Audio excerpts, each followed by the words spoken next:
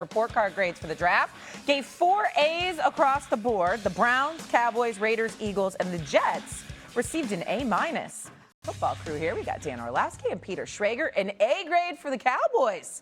Okay. Then we had Marcus Spears and Ryan Clark on here on Friday, just going on and on about how great the Cowboys are going to be next year. And so here we go. We're doing it. Get your screenshots ready. Are the Cowboys now Super Bowl contenders? Schrager. Hello, Shay. I believe they're in the conversation. They're in the conversation, Stephen A. Don't be giggling here. They're in the conversation. They added defense, defense, defense. And what were they away from last year? Defense, defense, defense. They checked the box. I think Caleb Downs is an immediate day one game changer. Malachi Lawrence will be as well. And then they got a linebacker and a corner with their 3 of their next 4 picks.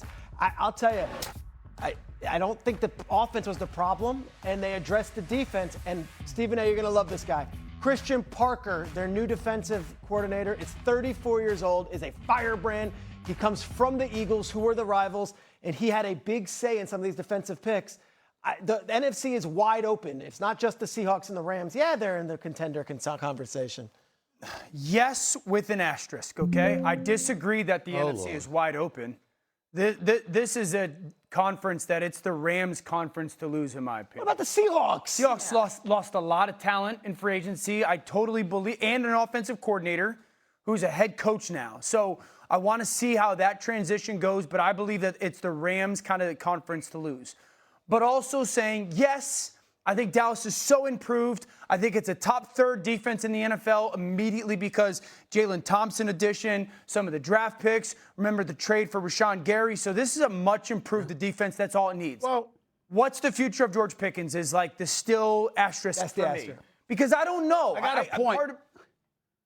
I got a point. I'm interjected there because I got to ask you a question. You know, like you're sitting up there and you're talking about the Rams are the favorite. Listen, I love the Rams. I think they can win it all. But you got them as the favorites over Seattle. Am I hearing you correctly? Yes. Because Seattle lost. Why? Seattle lost their offensive coordinator who got a job as a head coach because he was so good. Okay. And they lost a lot of defensive talent. I think they lost 3 or 4 starters from that defense. Fully expect them to be a very good football team. I thought the Rams were just as good last year. The ball didn't bounce their way or they didn't make a play in 2 different situations, but that's why. Okay. Well, let me say this. Couple of things, Shay. Number one, I was going to troll Dan Orlovsky about his suit. That's one of the best suits I've seen him wear, and he ruined it because he has no tie on. But I have to apologize because the tie that he had that would match with that suit, I stole. Let me say this to you. I'm laughing at this question, Peter Schrager. Hello. I'm laughing at this, okay, about the Cowboys being contenders because, listen, y'all are supposed to be my boys. Peter, you're new to this, but I love you, my brother. I love you, so you're part of the family. Here's the deal. Dan Orlovsky should know this. Shay's been around me long enough to know this. Everybody else knows this. Why do y'all evaluate the Dallas Cowboys on their talent? They always have talent. They always have talent that could be in the mix. But last year was an aberration, no doubt. But I'm saying for the most part, over the last decade, the vast majority of years, they've had the talent. How many times do I have to tell you what can go wrong will go wrong? Just wait for it. Be patient. It's coming. It's coming. Make no mistake about it. They draft Caleb Downs. They draft Malachi Lawrence. They've improved their defense. They highlighted it. Everybody giving them A grades, A grades, right? What contaminates the situation? What Dan Orlovsky just brought up at the tail end of his soliloquy. It's the whole situation involving George Pickens. Yeah, you franchised him. Yeah, you're going to sign that deal. Was it $28 million, Mr. Schrager? I believe that it is, all right? It's about $28 million, right? Here's the problem with that.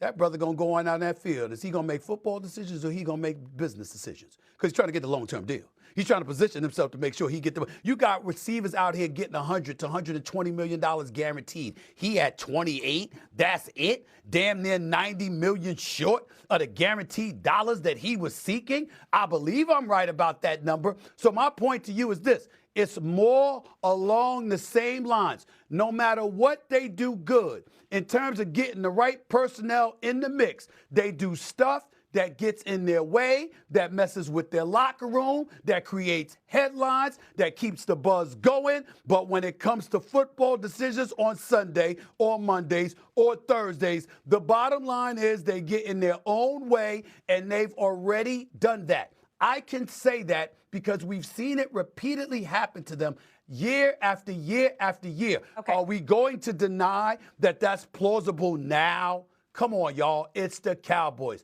Just be patient. Wait for it. It's coming. Okay, the question, the operative term here was Super Bowl. I didn't hear any of you really mention it. Peter hinted at it. You obviously do not think they're Super Bowl contenders, correct? Yes Of course or no? not. Not. Of course not. Super Bowl contenders. I think that they will be Super Bowl contenders, yes. I'd be surprised if they make it, but they're contenders, yes. Contenders. Absolutely. Okay, there we go. That's what we Oh, Lord. Dallas Cowboys, what grade would you give their draft? Yeah, I'll give him a B+. I mean, listen, you're getting one of the top players in Caleb Downs, a leader back there at the safety position. Not only can play the deep half of the middle of the defense, but also can possibly play the nickel. Then you go out and get Malachi Lawrence, a pass rusher, that has elite get off. And so when you look at the Dallas Cowboys, they address a couple key positions on that defense. Yeah, I thought it was extremely good. That's a tough grade. D-Wood would have been a tough professor. Peter, what draft grade would you give the Eagles? Maybe I'm just easy. I thought everyone in the NFC East did well. I give the Eagles an A, and it's not just because of Mekhi Lemon and Eli Stowers, who's a tight end they got in the second round. I love that they made the trade for Jonathan Grenard, who is a veteran pass rusher who could replace Jalen Phillips, who they had the second half of last season.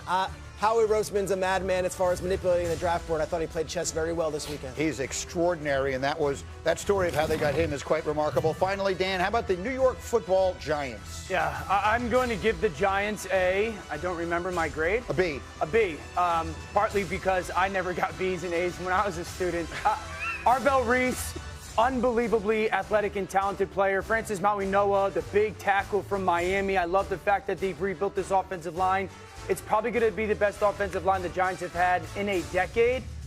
Honestly, I wanted a receiver in the second round at 37. They get Malachi Fields in the third round. Fields the third round out of Notre Dame. So that's why it's a B, because I really thought a playmaker at 37 was something that I desired more. Well, the Giants' playmaker was one of those who had some questions about what they did. You may have seen this, but in case you haven't, I'm going to play you what Malik Neighbors said the night of the draft. Malik Neighbors, who was their star receiver who got hurt early last season, he was commentating live on Micah Parsons' podcast when the Giants made their pick of Arvell Reese. So you're going to hear what Neighbors said, and then you're going to hear John Harbaugh reacting to it right after that. Don't get me wrong, I love the player, but just like, where do you play? Like, you wanna be on the outside and rush, but we just drafted somebody last year. One thing that you'll kind of probably see as we go here, we don't get too worried about stuff. Malik wants to know how we're going to use our first-round pick. I want to show him. I want to explain it to him, and the fact that he says it publicly, who cares? That was a fascinating reaction from John Harbaugh. Malik Neighbors then came back on social media and said, first off, we have to stop overreacting. I would never intentionally take away from the biggest moment or night of Arvell's life.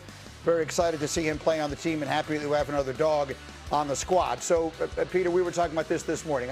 How would you sum up this whole rigmarole? Yeah, I think Neighbors made his comments, and then Friday morning, first thing, right after that, he spoke with Harbaugh, and they had an open exchange. And then Harbaugh goes up in front of the media, and that was only a snippet of it. I think he really nipped it in the bud and basically said, I've spoken to Malik. I love Malik. His heart's in a good place. And also, let's look at the big picture here. And it was a very good, candid thing with Joe Shane standing right next to him. But I think more than anything, for Giants fans, it was, oh my gosh, there's an adult in the room who handled this already and has an open heart and is moving on. Guess who the first player to greet Arvell Reese at the facility was when he got there? Malik Neighbors. They're good. They're going to be just fine. This is the Harbaugh era where we are going to be able to handle things, which could be a New York City controversy. If you know Page 6, they like to dig in on these things. And if you know the New York City media, they like to dig in on these things. Harbaugh kind of put it to bed. Neighbors, Arvell Reese, they're okay. I almost feel like that's a bigger win than the Giants haul this weekend. Yeah, I understand that. You played in this market, so you have a sense of it here. Was that whole, we have a Giant fan on our show, John Fink, who's easily aggrieved. Fink? He's easily aggrieved, but he was upset by the whole Neighbors. The sun rose. Yeah, Fink doesn't like almost anything. But he was upset about the Neighbors of it all. What did you think of it? No, I thought John Harbaugh handled it beautifully, to be